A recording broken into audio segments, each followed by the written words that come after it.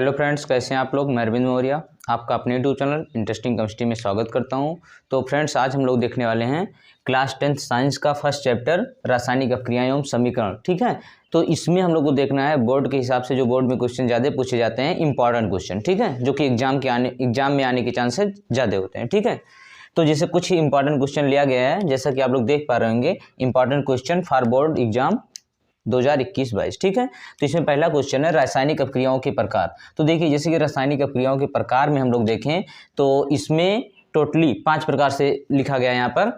जैसे मान लीजिए संयोजन या संकलन अपक्रिया, या फिर इसी को योग या योगात्मक अपक्रिया भी कहते हैं। ठीक है, दूसरा है वियोजन अपक्रिया, जिसको हम लोग अपघटन भी कहते हैं। ठीक है, अपघटन अपक्रिया। और तीसरा है विस्थापन अपक्रिया होता है, और द्विविस्थापन भी इसी में होता है। फिर उष्माक्षेपी और उष्माशोषी अपक्रिया होता है। उसके बाद अगला है ऑक्सीकरण अपचयन। ठीक है, उसके बाद हम लोग देखेंगे दूसरा क्वेश्चन, तो रासायनिक समीकरण को संतुलित कीजिए। मतलब कुछ रासायनिक समीकरण दिए होते हैं, संतुलित करना होता है, या फिर कुछ ऐसे भी दिए होते हैं जिनका समीकरण लिखना होता है, रासायनिक समीकरण, उसके बाद संतुलित करना होता है। ठीक है, तो यहाँ पर कुछ एग्जाम्पल दिए गए हैं, इसको हम लोग सॉल्व करेंगे। इनके आने के चांसेस ज़्यादा हो सकते हैं, बार बार एग्जाम में पूछे जाते हैं। ठीक है, में उसके बाद फिर क्या होता है, जब जैसे मान लीजिए लेड नाइट्रेट को गर्म करते हैं तो क्या होता है। ठीक है, क्या बनता है। उसके बाद अगला है एथेनोइक अम्ल सोडियम कार्बोनेट से अपक्रिया करता है तो क्या होता है। फिर इसी प्रकार से एथेनॉल को शांत सल्फ्यूरिक अम्ल के साथ गर्म करते हैं। इस प्रकार से 4 5 6 क्वेश्चन इसमें है। ठीक है, और एक लास्ट में क्वेश्चन आता है कि जैसे मान लीजिए कोई पदार्थ है यक्स, जिसके विलयन का हम लोग उपयोग करते हैं सफेदी करने में। ठीक है, और उसके बाद उस यक्स पदार्थ का हमें फार्मूला सूत्र बताना है, रासायनिक नाम बताना है, तथा उसका जल के साथ अपक्रिया। तो इस प्रकार से इतने इंपॉर्टेंट क्वेश्चन बन सकते हैं फर्स्ट चैप्टर रासायनिक अपक्रियाएं एवं समीकरण से। तो इसमें हम लोग सबसे पहले देखते हैं, तो हम लोग स्टार्ट करते हैं रासायनिक अपक्रियाओं के प्रकार से। ठीक है, अब इसका एक टेबल बना के और शॉर्ट्स में हम लोग समझ लेते हैं। तो देखिए, रासायनिक अपक्रियाओं के प्रकार में जो जितने प्रकार से यहाँ दिया गया है उसको यहाँ पर लिखा गया है। सबसे पहले संयोजन अपक्रिया, या फिर संकलन या योग अपक्रिया, योगात्मक अपक्रिया भी इसको कहते हैं। ठीक है, और दूसरा जो दिया गया है वियोजन या अपघटन अपक्रिया। ठीक है, और उसके बाद फिर है विस्थापन अपक्रिया। उसके बाद इसमें और आ जाता है उष्माक्षेपी और उष्माशोषी अपक्रिया किसे कहते हैं। फिर है ऑक्सीकरण अपचयन, या फिर इसी को हम लोग उपचयन अवकरण, या फिर दोनों मिला के जिसमें ऑक्सीकरण अपचयन दोनों होता है उसको हम लोग रेडॉक्स रिएक्शन भी कहते हैं। ठीक है, रेडॉक्स अपक्रिया। और जिसका ऑक्सीकरण होता है, ठीक है, वो अपचायक कहलाता है, और जिसका अपचयन होता है वो ऑक्सीकारक कहलाता है। तो इन सब के बारे में थोड़ा थोड़ा शॉर्ट्स में हम लोग देख लेते हैं। इसमें पूछा जाता है, तो जैसे मान लीजिए संयोजन या मतलब योग अपक्रिया किसे कहते हैं, एग्जाम्पल के द्वारा समझाइए। तो उसमें एग्जाम्पल देना होता है और बताना होता है। ठीक है, तो सबसे पहले हम लोग देखते हैं संयोजन, संकलन या योग अपक्रिया किसे कहते हैं। तो देखिए, वह रासायनिक अपक्रियाएं जिसमें 2 अथवा 2 से अधिक पदार्थ या तत्व या यौगिक हो सकता है आपस में जुड़ के एकल उत्पाद देते हैं। ठीक है, मतलब क्या हुआ, वह रासायनिक अपक्रियाएं जिनमें 2 अथवा 2 से अधिक पदार्थ मिल के आपस में या अभिकारक मिल के आपस में एकल उत्पाद देते हैं, और इसमें कोई भी सह उत्पाद नहीं निकलता है। ठीक है, मतलब 2 अथवा 2 से अधिक है तो आपस में सिर्फ जुड़ जाते हैं। जैसे हम लोग एग्जाम्पल में देख सकते हैं कि यहाँ पर ले सकते हैं, जैसे मान लीजिए अमोनिया लिया जाए। ठीक है, NH3 plus HCl hydrogen chloride, इसको जोड़ा जाए तो बनेगा क्या, NH4Cl। ठीक है, इसको कहते हैं अमोनिया। NH3 अमोनिया होता है, और ये Cl को क्या कहते हैं, हाइड्रोजन क्लोराइड। और यहाँ जो बना है NH4Cl, इसको कहते हैं अमोनियम क्लोराइड। ठीक है, तो देखिए 1 2 अभिकारक था, दोनों जुड़ के एकल उत्पाद दे रहे हैं, तो इसको हम लोग क्या कहेंगे, संयोजन अपक्रिया। उसके बाद और एग्जाम्पल हम लोग ले सकते हैं, जैसे मान लीजिए कोयले को जलाना, कोयले का दहन। कोयला मतलब कार्बन हुआ। ठीक है, इस प्रकार से कार्बन है और कार्बन को जलाया जाता है, तो किसी वस्तु को जलाने के लिए ऑक्सीजन की आवश्यकता होती है। ठीक है, तो यहाँ पर ऑक्सीजन ले लेते हैं। अब ऑक्सीजन के साथ जब जलाते हैं तो क्या बनता है, CO2 बनता है। ठीक है, प्लस उसमें भी निकलता है। तो यहाँ से कार्बन था, कोयला था, उसमें ऑक्सीजन जुड़ गया, CO2 बन गया। तो इस प्रकार से ये जो होते हैं इनको क्या कहते हैं, संयोजन या योग अपक्रिया या संकलन अपक्रिया। ठीक है, उसके बाद आते हैं वियोजन पर। वियोजन या अपघटन अपक्रिया कह सकते हैं। तो वियोजन का मतलब हुआ कि कोई भी एकल अभिकारक है, मतलब एक ही पदार्थ है, वो अपने तत्वों में या अवयवीकरणों, मतलब जिससे वो बना हुआ है, या फिर छोटे छोटे अवयव में टूट जाता है, उसको हम लोग कहते हैं अपघटन या फिर वियोजन अपक्रिया। ठीक है, जैसे इसका भी हम लोग एग्जांपल देखेंगे। तो देखिए, इसमें देखेंगे तो इसको हम 3 प्रकार से कर सकते हैं। इससे मान लीजिए पहला वो उष्मीय वियोजन, मतलब उष्मा दे के इसको गर्म करके तोड़ा जाए। ठीक है, और दूसरा हो सकता है प्रकाशीय, मतलब प्रकाश जिसे सनलाइट की उपस्थिति में ये तोड़ रहा है। ठीक है, उसके बाद हो सकता है उसमें वियोजन हुआ, प्रकाश वियोजन हुआ, और तीसरा होता है विद्युत अपघटन। ठीक है, तो मतलब अपघटन में या वियोजन में 3 प्रकार से हम लोग तोड़ सकते हैं। या तो विद्युत प्रवाह करके उसको तोड़ सकते हैं, उनके मॉलिक्यूल को, यौगिक को तोड़ सकते हैं, या फिर हम लोग प्रकाश की उपस्थिति में, या फिर उसमें। ठीक है, तो इन तीनों का एग्जाम्पल एक एक लिख के हम लोग समझ लेते हैं। ओके, तो देखिए फ्रेंड्स, अब हम लोग वियोजन में यदि एग्जाम्पल लें तो यहाँ पर आप लोग देख पा रहे होंगे, जैसे मान लीजिए कैल्शियम कार्बोनेट है। ठीक है, तो कैल्शियम कार्बोनेट यदि उष्मीय वियोजन होता है, उष्मा के द्वारा इसको गर्म करके तोड़ते हैं, तो ये कैल्शियम ऑक्साइड और प्लस CO2 कार्बन डाइऑक्साइड, नाम भी आप लोग लिख सकते हैं। कैल्शियम कार्बोनेट को तोड़ते हैं तो कैल्शियम ऑक्साइड और प्लस कार्बन डाइऑक्साइड, ठीक है, इसमें टूट जाता है जब उष्मीय वियोजन करते हैं। और दूसरा एग्जाम्पल है, ये था पहला, दूसरा, और ये है तीसरा वियोजन में। तो ये है AgCl है सिल्वर क्लोराइड। इसको यदि हम लोग सूर्य के प्रकाश में, ठीक है, यदि इसको गर्म करेंगे तो गर्म करने से नहीं टूटेगा ये, लेकिन सूर्य का प्रकाश या फिर शॉर्ट्स में इसको सूर्य के प्रकाश को हम लोग HNU से दिखाते हैं। इस प्रकार से HNU लिखा जाता है, तो इसको हम लोग सनलाइट, सूर्य का प्रकाश मानते हैं। ठीक है, तो HNU या सूर्य के प्रकाश की उपस्थिति में जब इसको हम गर्म करते हैं तो ये Ag मतलब सिल्वर अलग हो जाता है और क्लोराइड अलग हो जाता है। ठीक है, Ag और सिल्वर मतलब Ag और Cl2 में टूट जाता है। फिर इसी प्रकार से तीसरा हम लोग देख रहे हैं कि H2O, यदि मान लीजिए जल है तो इसका विद्युत अपघटन कर रहे हैं, मतलब पानी है, जल है, उसमें विद्युत का प्रवाह कर रहे हैं, तो वो ऑक्सीजन में और हाइड्रोजन में टूट जाता है। यदि मान लीजिए हम लोग गर्म करते हैं जल को, तो जल वाष्प की अवस्था में चला जाएगा, लेकिन हाइड्रोजन और ऑक्सीजन अलग नहीं होगा। लेकिन यदि मान लीजिए यहाँ पर विद्युत का प्रवाह करते हैं तो ऑक्सीजन और हाइड्रोजन अलग अलग हो जाते हैं। ठीक है, तो इस प्रकार से तीनों में देखिए एक एक अपकारक लिया गया है और इससे उत्पाद 2 बन रहे हैं, 2 अथवा 2 से अधिक बन सकते हैं। ठीक है, तो इसको हम लोग कहते हैं वियोजन या अपघटन अपक्रियाएं। ओके, फिर हम लोग अगला देखते हैं विस्थापन अपक्रिया। अब विस्थापन अपक्रिया का मतलब क्या हुआ कि वह अपक्रियाएं जिनमें अधिक क्रियाशील तत्व कम क्रियाशील तत्व को उनके यौगिक से विस्थापित कर देते हैं, निकाल देते हैं और उनका स्थान खुद ले लेते हैं।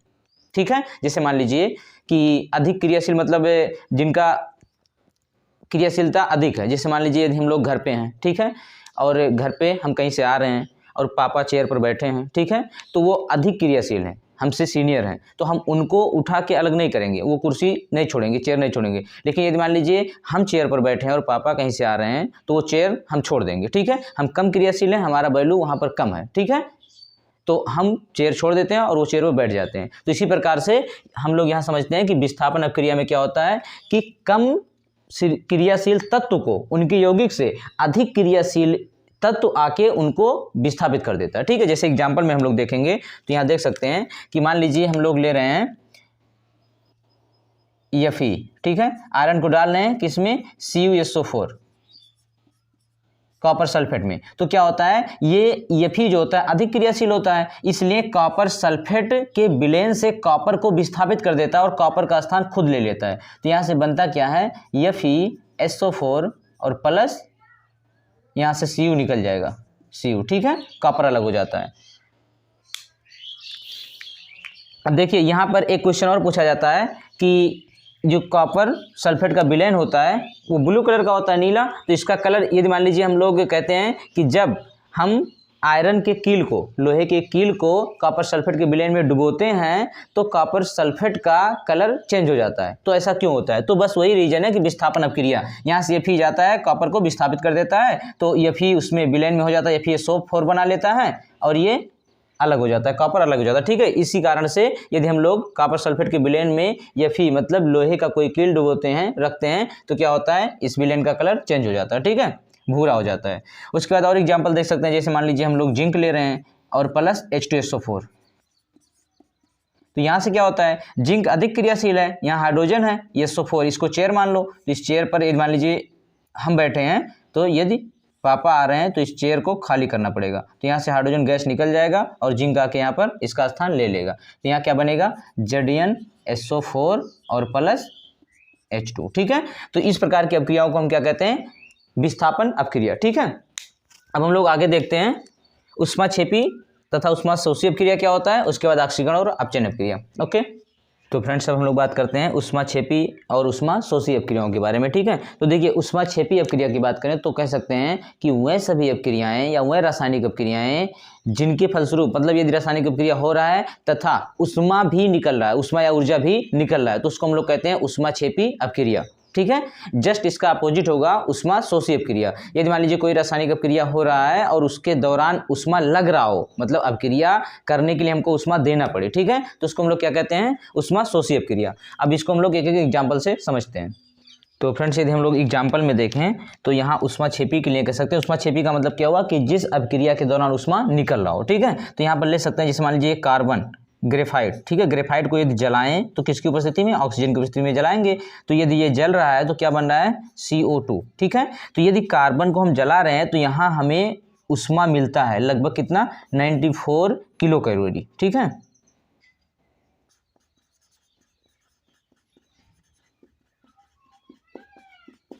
यदि हम ग्रेफाइट कार्बन को जला रहे हैं, कार्बन या ग्रेफाइट कोयला कह सकते हैं, जला रहे हैं, तो जलाने से क्या होता है, ऑक्सीजन की उपस्थिति में जलाएंगे तो यहाँ CO2 गैस और प्लस 94 किलो कैलोरी हमको उष्मा मिलता है, ठीक है।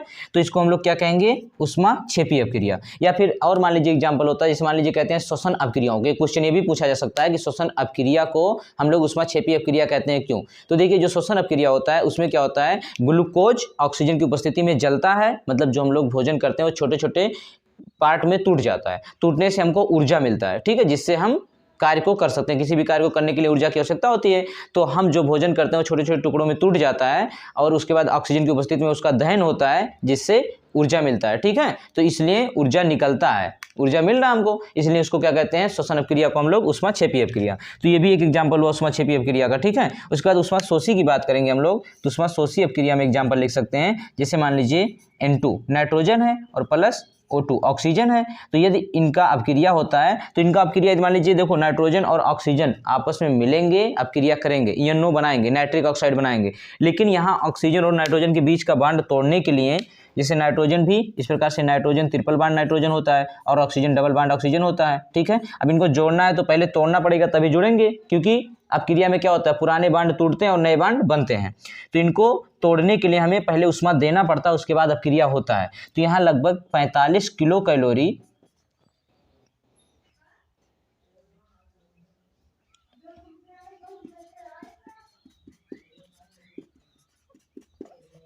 कैलोरी जब हम ऊर्जा देते हैं, उष्मा देते हैं, तब ये अपक्रिया होता है। मतलब N2 प्लस O2, यहाँ देखिए C plus O2 equal CO2 और प्लस 94 किलो कैलोरी हमको मिला था, ठीक है, निकल रहा था, इसलिए उष्माक्षेपी। और इसमें लग रहा है, इधर ही हो रहा है, अभिकारक की तरफ हम जोड़ रहे हैं। उसके बाद यहाँ उत्पाद बनता है 2NO नाइट्रिक ऑक्साइड, ठीक है। तो जिसमें अपक्रिया के दौरान उष्मा निकलेगा उसको हम लोग कहेंगे उष्माक्षेपी, और जिसमें अपक्रिया के दौरान उष्मा लगेगा उसको हम कहेंगे उष्माशोषी अपक्रिया, ठीक है। अब हम लोग देखते हैं ऑक्सीकरण और अपचयन अपक्रियाएं। तो देखिए यदि हम लोग बात करें ऑक्सीकरण और अपचयन अपक्रियाओं की, तो ऑक्सीकरण, और नाम भी अलग अलग होता है, ये भी जानना जरूरी, नहीं तो फिर अलग नाम से पूछेगा तो हम कंफ्यूज हो जाते हैं कि मतलब क्या पूछ रहा है। तो इसे ऑक्सीकरण को हम लोग उपचयन भी कहते हैं और इसी प्रकार से अपचयन को अवकरण भी कहते हैं, ठीक है। इंग्लिश में क्या कहते हैं, ऑक्सीडेशन और रिडक्शन। और दोनों को मिला के मान लीजिए कोई अपक्रिया जिसमें दोनों अपक्रिया हो रहा है, ऑक्सीकरण और अपचयन, तो उसको रेडॉक्स हिंदी में भी लिखा जाता है, रेडॉक्स इंग्लिश में भी, ठीक है। मतलब ऑक्सीडेशन रिडक्शन दोनों से मिला के बना है। रेड इससे लिया गया है अपचयन से, रिडक्शन से रेड, ऑक्सीडेशन से OX, ठीक है। तो दोनों मिला के रेडॉक्स अपक्रिया, रेडॉक्स रिएक्शन। उसके बाद अब समझते हैं रेडॉक्स रिएक्शन किसे कहते हैं, पहले ऑक्सीकरण और अपचयन समझ लेते हैं, ठीक है। तो देखिए यदि मान लीजिए कोई अपक्रिया के दौरान, किसी अपक्रिया के दौरान ऑक्सीजन जुड़ रहा है, किसी तत्व में ऑक्सीजन जुड़ रहा है, तो ऑक्सीजन का जुड़ना ऑक्सीकरण कहलाता है तथा ऑक्सीजन का निकलना अपचयन कहलाता है, ठीक है। या फिर हम कह सकते हैं हाइड्रोजन का जुड़ना अपचयन कहलाता है और हाइड्रोजन का निकलना क्या कहलाता है, ऑक्सीकरण कहलाता है, ठीक है। या फिर इलेक्ट्रॉनों का निकलना ऑक्सीकरण और इलेक्ट्रॉनों का जुड़ना अपचयन। तो छोटे छोटे पॉइंट्स हैं कुछ 2-3, उसको लिख देते हैं जिससे क्लियर हो जाएगा। उसके बाद हम लोग एग्जाम्पल को समझते हैं, ओके। तो देखिए फ्रेंड्स, यदि हम लोग बात करें एग्जाम्पल, जैसे मान लीजिए आप कोई पूछ रहा है, मान लीजिए एग्जाम में पूछा जा रहा है कि ऑक्सीकरण किसे कहते हैं, अपचयन या फिर उपचयन अवकरण भी पूछा जा सकता है, ठीक है, क्योंकि दोनों लगभग सेम है। ऑक्सीकरण को हम लोग उपचयन भी कहते हैं और अपचयन को हम लोग अवकरण भी कहते हैं। तो चाहे उपचयन पूछा जाए तो ऑक्सीकरण हुआ और अपचयन पूछा जाए तो अवकरण हुआ, ठीक है, या फिर अवकरण भी पूछ सकता है। तो हम कह सकते हैं कि जब ऑक्सीजन जुड़ता है, किसी भी तत्व में ऑक्सीजन जुड़ रहा है या हाइड्रोजन निकल रहा है या इलेक्ट्रॉन निकल रहा है, तो हम कहेंगे ऑक्सीकरण हो रहा है, ठीक है। यदि मान लीजिए इसका अपोजिट हुआ, यहाँ ऑक्सीजन जुड़ रहा था, यहाँ ऑक्सीजन निकल रहा है, अपचयन में ऑक्सीजन निकल रहा है तो अपचयन, हाइड्रोजन जुड़ रहा है तो अपचयन, इलेक्ट्रॉन जुड़ रहा है तो अपचयन, ठीक है। मतलब ऑक्सीजन का जुड़ना हम लिख सकते हैं, ऑक्सीकरण किसे कहते हैं, तो ऑक्सीजन का जुड़ना, हाइड्रोजन का निकलना, इलेक्ट्रॉनों का निकलना ऑक्सीकरण कहलाता है, तथा अपचयन में कहेंगे तो ऑक्सीजन का निकलना, हाइड्रोजन का जुड़ना, इलेक्ट्रॉन का जुड़ना अपचयन कहलाता है। जैसे एग्जाम्पल में हम लोग देखेंगे, जैसे मान लीजिए हम लोग कोयले को लेते हैं तो C+O2 इक्वल CO2, ठीक है। तो यहाँ ऑक्सीजन कार्बन में जुड़ रहा है तो इसका क्या हो रहा है, ऑक्सीकरण हो रहा है। या फिर मान लीजिए सोडियम है, सोडियम से एक इलेक्ट्रॉन निकल जाए, सोडियम Na+ बन जाए और प्लस एक इलेक्ट्रॉन, तो यहाँ क्या हो रहा है, इसका ऑक्सीकरण हो रहा है, क्योंकि इलेक्ट्रॉन निकल रहा है, इलेक्ट्रॉन का निकलना ऑक्सीकरण, ठीक है। अब इसमें हम लोग देखते हैं, तो जैसे मान लीजिए इसमें हम लोग देखते हैं तो कह सकते हैं कि ZnO+C, ठीक है। अब यहाँ से जिंक के साथ ऑक्सीजन है, लेकिन यहाँ बन जाए Zn+CO, ठीक है। तो यहाँ क्या हुआ, जिंक के पास से ऑक्सीजन निकल गया, ऑक्सीजन का निकलना क्या कहलाता है, अपचयन कहलाता है। या फिर कह सकते हैं कि यदि Na+ लें, Na+ को लें और प्लस एक इलेक्ट्रॉन इसमें दे दें, तो क्या बन जाएगा, Na, सोडियम, एक इलेक्ट्रॉन निकाला था जो वापस ले लिया, तो इलेक्ट्रॉन का जुड़ना, इसमें जुड़ रहा है इलेक्ट्रॉन, सोडियम बन रहा है, तो इसको अभी क्या कहते हैं, अपचयन कहते हैं, ठीक है। और इस प्रकार से एक एग्जाम्पल इसमें हम लोग और देख लेते हैं उष्माक्षेपी में, जो कि इंपॉर्टेंट है। उष्माक्षेपी मतलब दहन भी कह सकते हैं, क्योंकि दहन हो रहा है तो बार बार ऑक्सीजन जुड़ेगा, और दहन में प्रत्येक दहन क्रियाओं में क्या होता है कि उष्मा निकलता है, तो उष्मा निकलता है तो उसी को हम लोग उष्माक्षेपी कहते हैं। तो यहाँ ले सकते हैं, यदि मान लीजिए हम लोग मेथेन को ले लें, CH4+O2, ऑक्सीजन की उपस्थिति में मेथेन का दहन करते हैं, तो देखिए कार्बनिक यौगिक यदि है और दहन कर रहे हैं तो यहाँ कार्बन है तो हमेशा CO2 बनेगा दहन करने पर, यदि हाइड्रोजन है तो प्लस H2O बनेगा, ठीक है। तो यहाँ से अब बैलेंस भी करना हम लोग तो कर सकते हैं, एक कार्बन था तो एक ही कार्बन, ठीक है। 4 हाइड्रोजन था, यहाँ 2 हाइड्रोजन है तो यहाँ 2 कर दिए, तो 2 दूनी 4 हो गया। अब ऑक्सीजन कितना हो गया, 2 और 2 4, तो यहाँ पर 2 कर देते हैं, ठीक है। तो ये बैलेंस भी हो गया। तो इस प्रकार से ये भी उष्माक्षेपी का एक एग्जाम्पल है, ठीक है। तो अब आगे हम लोग समझते हैं रासायनिक समीकरण को संतुलित करना, ओके।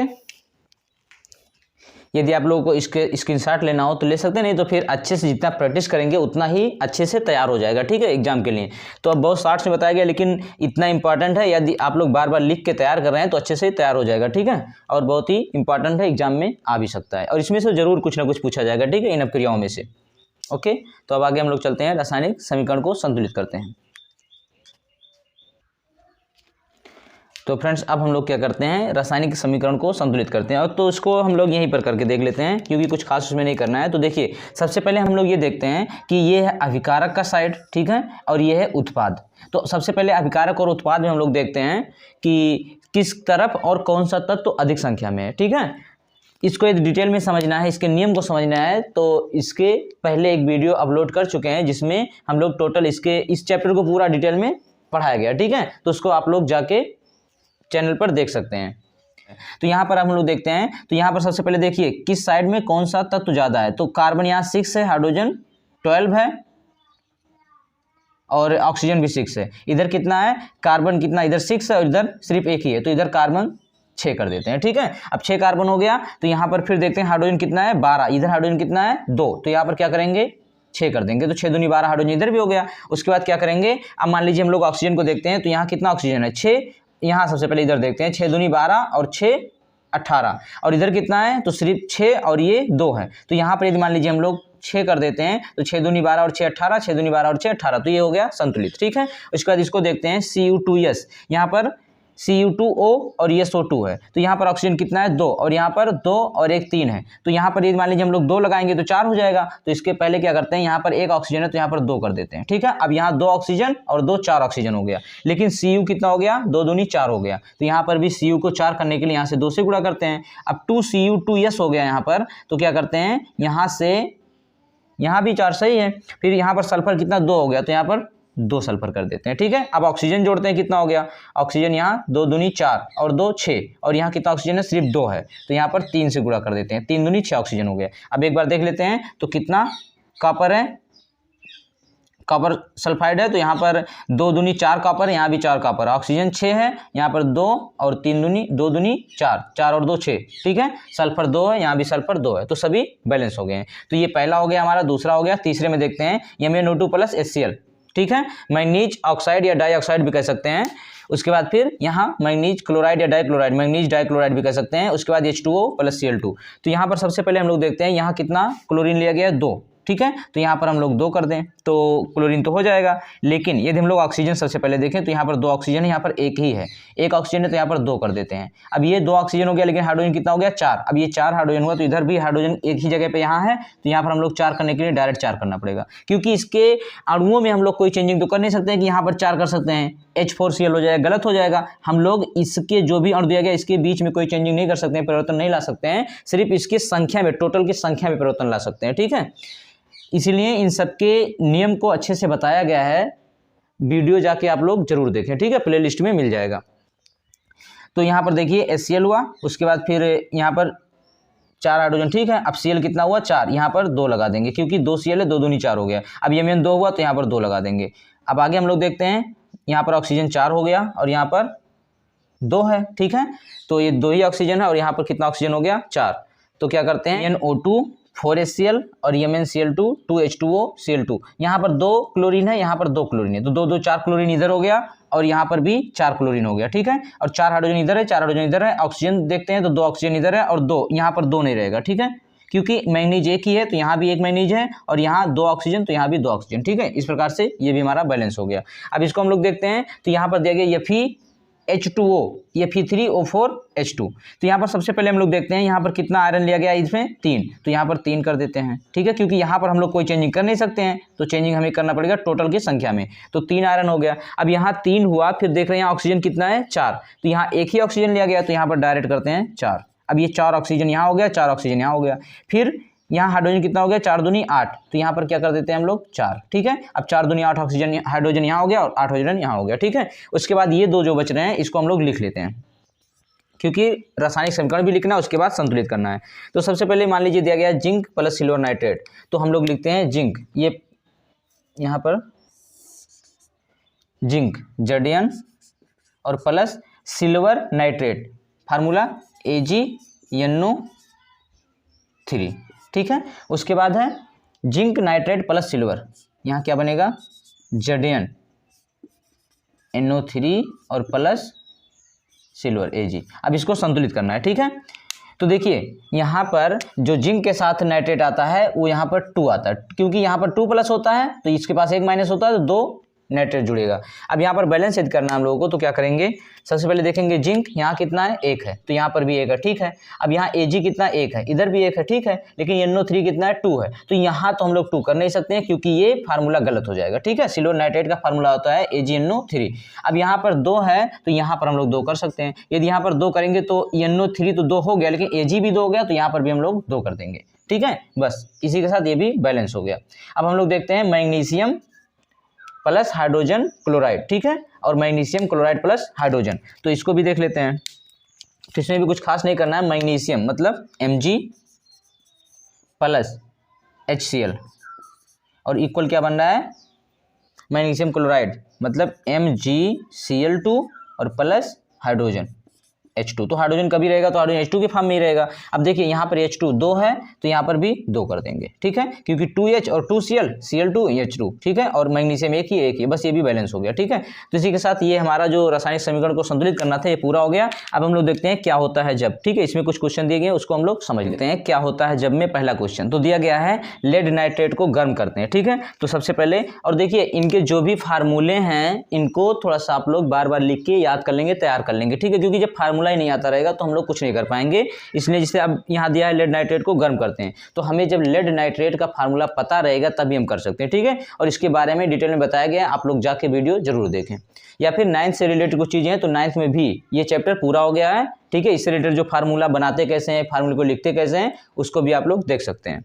तो यहाँ पर देखिए पहला दिया गया है लेड नाइट्रेट, तो जैसा कि नाइट्रेट मतलब होगा तो NO3 जरूर आएगा, तो लेड मतलब Pb, ठीक है, तो Pb और यहाँ NO3 का होल ट्वाइस, ठीक है, इसको कहते हैं लेड नाइट्रेट। अब इसको यदि हम लोग गर्म करते हैं तो क्या होता है, यहाँ से PbO, ठीक है, लेड ऑक्साइड, और प्लस यहाँ से NO2, ठीक है। उसके बाद क्या बच रहा है, यदि मान लीजिए PbO हो गया और NO2 हो गया तो यहाँ से प्लस निकलेगा ऑक्सीजन, ठीक है। अब यहाँ पर देख लेते हैं कि कैसे कैसे कितना कितना बैलेंस है या नहीं है, ठीक है। तो यहाँ पर नाइट्रोजन कितना है 2 है, तो यहाँ पर 2NO2, ठीक है। टोटल ऑक्सीजन कितना है 6, तो यहाँ पर 2NO2 हो गया और ऑक्सीजन हो गया, PbO, तो ये यहाँ अधिक हो रहा है, ठीक है, मतलब 2 दूनी 4 और 2 6 हो गया, और यहाँ 3 दूनी 6 ऑक्सीजन ही है, तो यहाँ पर एक यदि बढ़ा दें हम लोग ऑक्सीजन तो फिर Pb 2 हो गया, तो यहाँ पर भी 2 करना पड़ेगा, ठीक है। अब 2PbNO3 2, और उसके बाद फिर 2PbO, और यहाँ पर नाइट्रोजन कितना हो गया, 2 दूनी 4, अब यहाँ पर हम लोग 4 करेंगे, ठीक है, और यदि 4 कर देंगे, 4 नाइट्रोजन, 4 दूनी 8, ये हो गया, और 2 10 और 2 12, और यहाँ पर भी 3 दूनी 6 दूनी 12, सही है, ठीक है, बैलेंस भी हो गया। तो इस प्रकार से यदि लेड नाइट्रेट को हम लोग गर्म करते हैं तो गर्म करने से ये टूटता है PbO NO2 plus O2 oxygen में, ठीक है। उसका दूसरा देखते हैं, एथेनोइक अम्ल सोडियम कार्बोनेट से अपक्रिया करता है, ये पहला हो गया। दूसरा है एथेनोइक अम्ल। अब एथेनोइक का फार्मूला आता होगा तभी तो हम लोग कर पाएंगे, इसलिए फार्मूले को ज़्यादा ध्यान से देखने की आवश्यकता है, ठीक है। एथेनोइक अम्ल, एथेनोइक अम्ल का मतलब क्या हुआ, CH3COOH, ठीक है, और क्या करते हैं, अम्ल सोडियम कार्बोनेट से अपक्रिया प्लस सोडियम कार्बोनेट Na2CO3। अब इससे जब अपक्रिया करता है तो होता क्या है, यहाँ से हाइड्रोजन गैस निकलेगा और ये सोडियम आके इसके स्थान पर हो जाएगा, ठीक है। तो यहाँ से बनेगा CO3 CH3COONA प्लस यहाँ से हाइड्रोजन निकलेगा, तो अकेले एक हाइड्रोजन तो निकल नहीं सकता, हाइड्रोजन 2 निकलेगा, तो 2 हाइड्रोजन निकालने के लिए हम यहाँ पर 2CH3CONH लेते हैं, ठीक है। उसके बाद फिर यहाँ से भी हो जाएगा 2, और फिर यहाँ से निकलेगा CO2, ठीक है, CO2 प्लस यहाँ से 2 हाइड्रोजन और 1 ऑक्सीजन, यहाँ से क्या बन जाएगा, H2O। तो बस यदि मान लीजिए हम लोग एथेनोइक एसिड का अपक्रिया कराते हैं सोडियम कार्बोनेट से, तो क्या बनेगा, यहाँ CH3CONA plus CO2 plus H2O। Okay, अब हम लोग अगला देखते हैं। तो फ्रेंड्स अगला है कि एथेनॉल को सांद्र सल्फ्यूरिक अम्ल में या के साथ अपक्रिया या गर्म करते हैं, ठीक है। तो सांद्र सल्फ्यूरिक अम्ल के साथ, तो एथेनॉल पहले फार्मूला लिखते हैं C2H5OH, ठीक है। तो एथेनॉल का यहाँ 2 मॉलिक्यूल लिया जाता है, तो हम लोग इस प्रकार से भी लिख सकते हैं कि दूसरा ऐसे लिख देते हैं C2H5OH, ठीक है। और क्या करते हैं, इसको गर्म करते हैं, ठीक है, गर्म करते हैं 140 डिग्री सेंटीग्रेड, ठीक है। यहाँ कंसंट्रेट सांद्र सल्फ्यूरिक एसिड मतलब कंसंट्रेट H2SO4। तो देखिए एक चीज़ है, कहीं पर भी H2SO4 का यूज होता है वहाँ से पानी लगभग हमेशा निकलता है, एक आध रिएक्शन नहीं कर सकते, नहीं तो फिर यदि H2SO4 कंसंट्रेट लिया गया तो यहाँ से H2O जरूर निकलेगा। अब यहाँ से यदि H2O निकालें तो देखिए इस प्रकार से H2O निकल जाएगा और जो बचेगा आपस में जुड़ जाएगा, ठीक है। तो यहाँ से जो बनेगा C2H5, यहाँ से C2H5O, और यहाँ क्या बचा C2H5, तो इसी में जुड़ जाएगा C2H5, बस यही बनता है, ठीक है। उसके बाद अगला है जिंक चूर्ण को सल्फ्यूरिक अम्ल के साथ मिलाया जाता है। तो जिंक चूर्ण मतलब वही हुआ कि H2SO4 में जिंक डालते हैं तो वो H2 गैस को निकाल देता है और उसका स्थान ले लेता है, जैसा हम लोग अभी देखें विस्थापन अपक्रिया में, ठीक है। तो उसके बाद अगला है सोडियम ऑक्साइड को जल में घोला जाता है। तो सोडियम ऑक्साइड मतलब क्या हुआ, H2Na2O सोडियम ऑक्साइड और प्लस H2O, ठीक है। अब H2O में जब घोला जाएगा तो क्या होगा, यहाँ से सोडियम हाइड्रोक्साइड बन जाएगा NaOH, ठीक है। अब कितना 2 सोडियम है तो यहाँ से 2 NaOH बन जाएगा, ठीक है। बस सोडियम हाइड्रोक्साइड, जब सोडियम ऑक्साइड को H2O में घोला जाएगा तो क्या बनेगा, सोडियम हाइड्रोक्साइड, ठीक है। तो बस इस प्रकार से था। और एक लास्ट में जो बचा है, किसी पदार्थ यक्ष के विलयन, मतलब एक क्वेश्चन और आता है, किसी पदार्थ यक्ष के विलयन का जो हम लोग यूज करते हैं, उपयोग करते हैं, सफेदी के लिए करते हैं, तो उसका फार्मूला लिखना है, रासायनिक नाम बताना है और क्या करना है, उसका जल के साथ अपक्रिया, ठीक है। तो उसको भी इसी वक्त देख लेते हैं हम लोग। तो देखिए मान लीजिए जिसका हम लोग सफेदी के रूप में उपयोग करते हैं उसका नाम होगा, फार्मूला होगा कैल्शियम ऑक्साइड, कैल्शियम ऑक्साइड, ठीक है। अब यदि मान लीजिए कैल्शियम ऑक्साइड इसका नाम हुआ, फार्मूला हुआ CaO, और इसका यदि हम H2O के साथ जल के साथ अपक्रिया करवाते हैं तो बनता है CaOH का होल ट्वाइस, कैल्शियम हाइड्रोक्साइड जिसको कहते हैं, ठीक है। तो बस इतना ही क्वेश्चन इंपॉर्टेंट था फर्स्ट चैप्टर से क्लास 10 साइंस के। अब ये आप लोग बार बार रिवाइज करके अच्छे से देख लेंगे तो जितना भी क्वेश्चन आएगा इस चैप्टर से इन्हीं में से आएगा, ठीक है। तो उम्मीद है ये आप लोगों को बहुत अच्छे से समझ में आया होगा। अब बाकी नेक्स्ट चैप्टर को हम लोग देखते हैं नेक्स्ट वीडियो में। Okay, thanks for watching, best of luck.